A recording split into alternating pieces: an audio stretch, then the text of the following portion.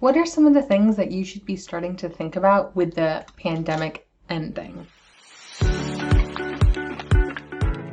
My name is Toni Cameron with TLDR Accounting, and we provide tax and accounting services to therapists in private practice. So I've been talking to a lot of clients recently about what are they thinking about with the pandemic ending, maybe things coming back to normal, whatever that might mean. And the biggest thing that has been coming up, and the question that I've been asking is, are you planning on staying within telehealth, or are you going to be pivoting back into in-person sooner rather than later? And the answers have been all across the board. A lot of folks have been non-committal about 2021. They're like, I don't think I'm going to change anything for 2021, but 2022, maybe I'll move back to in-person.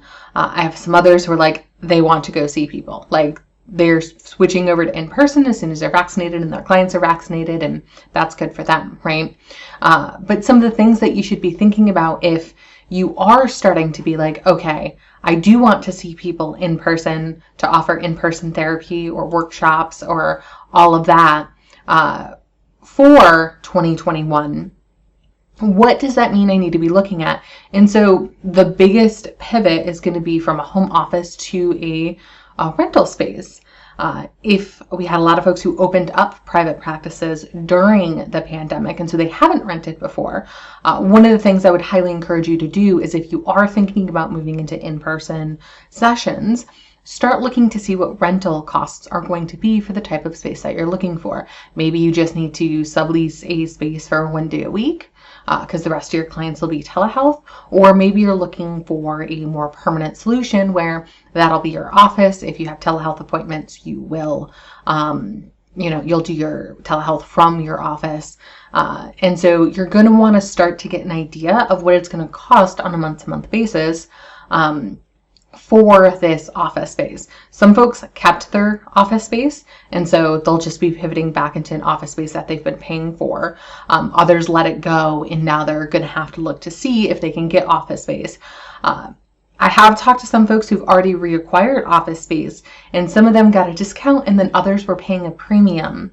And it all depended on location. So I would definitely start looking at those numbers now if you are thinking to open up into in-person sessions before the end of 2021. In addition, you might want to take a peek at some of those numbers. So if you're doing it in 2022, you can start working it into your budget and being like, okay, I'm going to start offering in-person in January of 2022. Here's how that's going to affect the budget for my business, right? Because it's putting a whole nother line item of expenses that you didn't have before into your budget. And that might affect your take-home pay. That might affect how many clients you're willing to see. That might affect your rate. Maybe you're going to start charging more for in-person visits because you do have that added expense of a rental spot for those visits.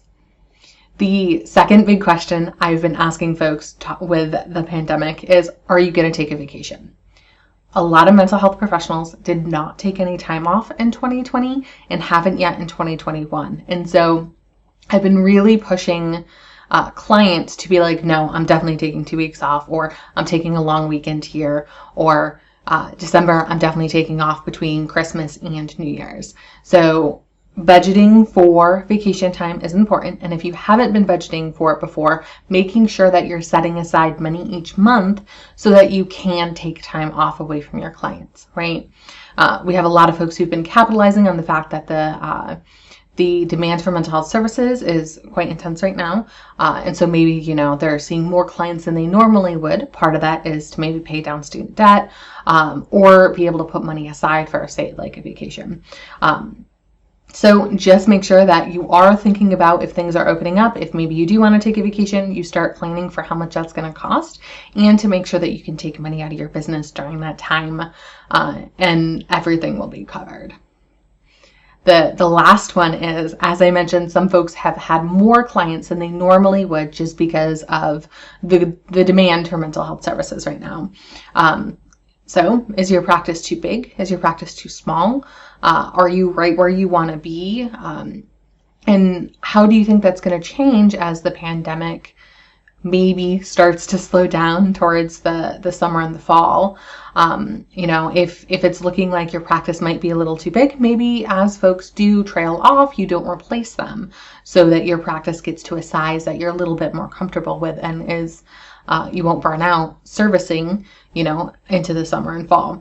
Maybe you need to onboard some additional clients and start offering additional slots, because I had some folks who were very hesitant to add anyone else on because they were worried about burnout in the pandemic, right? Between your business life and your personal life, balancing all of that, kids were doing remote learning, spouses were home, right? All of that. And so being able to budget your time where you wouldn't be interrupted to be able to offer sessions.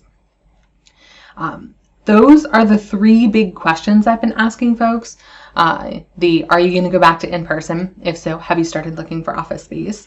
Have you started planning a vacation and budgeting for a vacation? And then how about your practice size? Do you think you want to increase it? Do you want to decrease it? Are you right where you're at? But those are the 3 big questions that I would spend some time to start asking yourself, just so you have a little bit more planning and idea of where you're heading as this pandemic does hopefully begin to wrap up with vaccinations. If you found this helpful, please subscribe below.